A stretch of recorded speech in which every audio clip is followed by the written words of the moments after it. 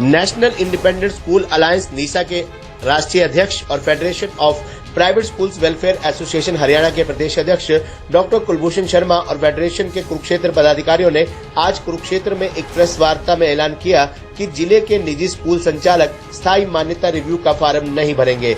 इस दौरान मीडिया से बातचीत करते हुए डॉक्टर कुलभूषण शर्मा ने कहा कि स्थायी मान्यता के लिए रिव्यू के नियम को हम हमेशा के लिए खत्म करवाकर ही दम लेंगे। उन्होंने कहा कि 10 साल पुराने स्थायी मान्यता वाले निजी स्कूलों के लिए बनाई गई समीक्षा नीति का निजी स्कूल संचालक पुरजोर विरोध करते हैं।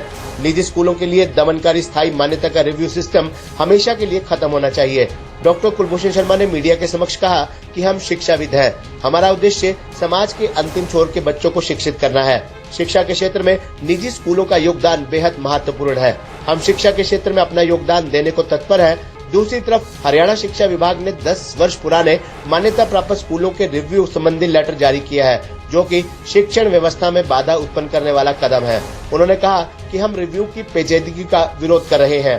इससे करप्शन को जबरदस्त बढ़ावा मिलेगा। शिक्षा विभाग के अदूरदर्शी रवैये और नीति के विरोध में हम लामबंद है और तय किया है कि कुरुक्षेत्र के निजी स्कूल्स रिव्यू के लिए फॉर्म नहीं भरेंगे। हमारा मानना है कि जिन स्कूलों को एक बार मान्यता प्रदान कर दी गई है, उन स्कूलों की बार बार समीक्षा कराने की आवश्यकता क्या है। सच ये है कि जिन स्कूलों को मान्यता मिली है, उन्हें नॉर्म पूरा करने के बाद ही मान्यता दी गई है। ऐसे में रिव्यू का आखिर औचित्य क्या है, ये हमारी समझ से परे है। डॉक्टर कुलभूषण शर्मा ने कहा कि कुरुक्षेत्र समेत पूरे प्रदेश के निजी स्कूल्स हर साल फॉर्म 6 भरकर अपने स्कूल संबंधी तमाम तकनीकी जानकारी सरकार के समक्ष रखते हैं। जब सरकार के पास स्कूलों संबंधी पूर्ण जानकारी पहले से ही है, ऐसे में नए नियम को लागू करने का क्या औचित्य है। सरकार चाहे तो 10 साल स्थायी मान्यता वाले स्कूलों से एक हल्फनामा ले सकती है। इसके अलावा सरकार अपने स्तर पर स्कूलों की जांच करवा सकती है। इस नए नियम के तहत रिव्यू कराने के लिए स्कूल संचालकों को सरकारी ऑफिसों के धक्के खाने पड़ेंगे। ऐसे हालात में करप्शन को बढ़ावा मिलेगा। हालांकि शिक्षा मंत्री ने उचित कार्रवाई का भरोसा दिया है। डॉक्टर कुलभूषण शर्मा ने कहा कि बीते बुधवार को फेडरेशन पदाधिकारियों और मेंबर्स की हरियाणा के शिक्षा मंत्री कंवल पाल से इस मुद्दे पर वार्ता हुई है। वहां पर फेडरेशन ने अपना पक्ष रखा। इसे सुनकर शिक्षा मंत्री ने निजी स्कूल संचालकों की परेशानी को खत्म करने का ठोस आश्वासन भी दिया। उन्होंने कहा कि हमारी मांग है कि वह इस नियम को जड़ से खत्म कर हमारी परेशानियों का स्थायी समाधान कर दे। आपको बता दें कि आखिर ये पूरा मामला है क्या। National independent school alliance NISA के राष्ट्रीय अध्यक्ष और federation of private school welfare association Haryana के प्रदेश अध्यक्ष डॉक्टर कुलभूषण शर्मा के अनुसार हरियाणा के शिक्षा विभाग ने एक पत्र जारी किया है, जिसमें कहा गया है कि जो निजी स्कूल 10 साल के हो गए हैं, उन्हें अपनी मान्यता को रिव्यू करवाना होगा। सरकार के फैसले के अनुसार कार्य करने पर निजी स्कूल संचालकों को करीब 400 पेज भरने होंगे। इसके अलावा ये अत्यधिक जटिल प्रक्रिया है। ये पुनः मान्यता प्राप्त करने जैसी जटिल प्रक्रिया से फिर गुजरना होगा। इसी प्रक्रिया में प्रदेश के सभी स्कूल संचालक उलझ कर रह जाएंगे। आज हुई फेडरेशन के कुरुक्षेत्र में हुई इस प्रेस वार्ता के दौरान डॉक्टर कुलभूषण शर्मा के संग फेडरेशन के संरक्षक बीडी गाबा, जिला प्रधान करम सिंह बैंस, सचिव राजीव चावला, कोषाध्यक्ष ईश्वर सिंह, शिव कुमार आर्य, ब्लॉक के पदाधिकारी बालकिशन, विनोद शर्मा, रमेश कुमार, मुकेश कुमार सहित कई अन्य गणमान्य लोग भी उपस्थित रहे।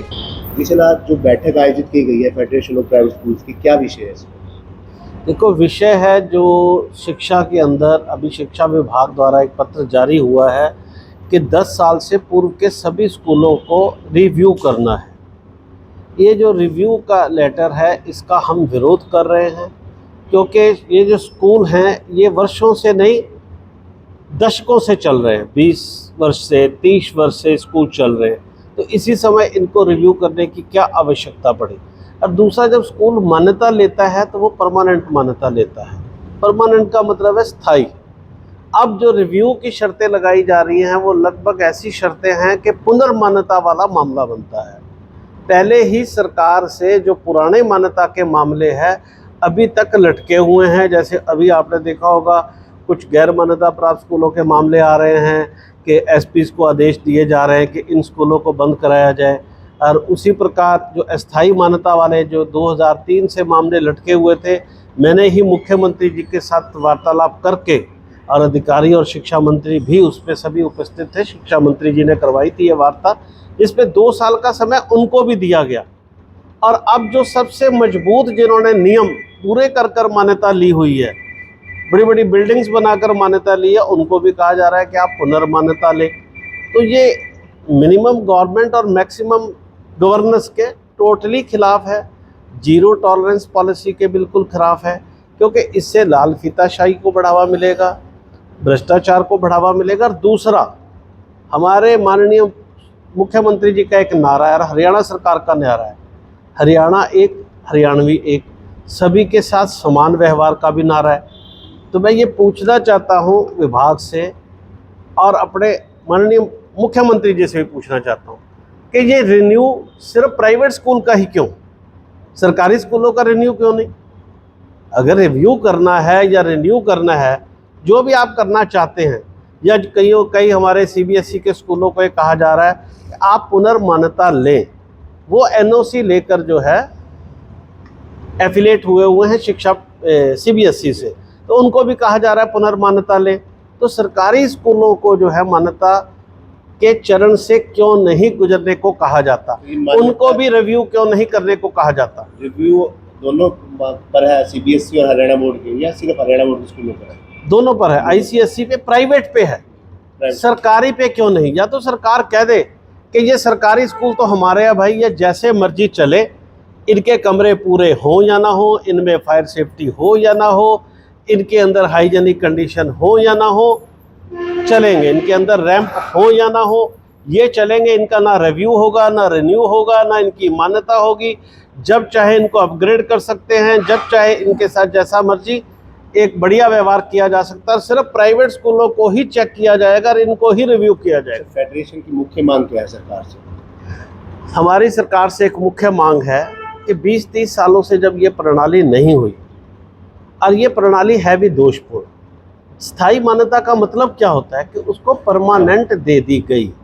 अगर आप ऐसे रिन्यू रिव्यू ऐसी चीज़ें डालेंगे, इससे भ्रष्टाचार को बढ़ावा मिलेगा, इससे लाल फीताशाही को बढ़ावा मिलेगा, इससे स्कूल संचालक का ध्यान जो है वो भ्रष्ट एक तरह से भंग होगा, और शिक्षा की जगह वो अपने जो है फाइल के पीछे ही चक्कर लगाते रहेंगे, जबकि उनका कार्य है शिक्षा की गुणवत्ता को बढ़ाना।